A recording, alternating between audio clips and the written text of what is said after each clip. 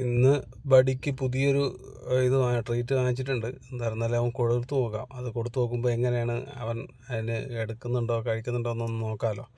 അപ്പോൾ എന്തായിരുന്നാലും നമ്മൾ ഓരോ ദിവസം ഓരോന്നാണ് കൊടുക്കുന്നത്. അപ്പോഴവർക്ക് ഒരു പ്രത്യേക നമ്മൾ എന്താണ് അവർക്ക് കൊണ്ട് കൊടുക്കാൻ പോകണമെന്നുള്ളൊരു പ്രതീക്ഷ അവർക്കുണ്ടാകും. അപ്പോൾ ഭയങ്കര വെപ്രാളമൊന്നും അവൻ കാണിക്കത്തില്ല. ഒരു ഫുഡിനോടും നമ്മൾ ഓക്കെ എന്ന് പറഞ്ഞാൽ മാത്രം അല്ലാണ്ട് വാങ്ങിക്കത്തില്ല. എന്തായാലും നമുക്ക് ട്രൈ ചെയ്ത് നോക്കാം. ഓക്കെ.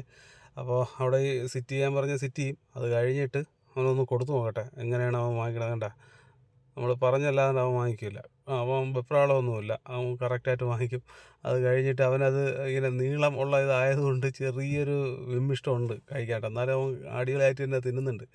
ഇപ്പം അവരുടെ വളർച്ചയുടെ സമയം കഴിഞ്ഞ് ഇനി സൈസ് വയ്ക്കുന്ന ഒരു ഇതാണ്. അപ്പോൾ ഫുഡ് കുറയ്ക്കണമെന്ന് ഡോക്ടർ പറഞ്ഞിട്ടുണ്ട്.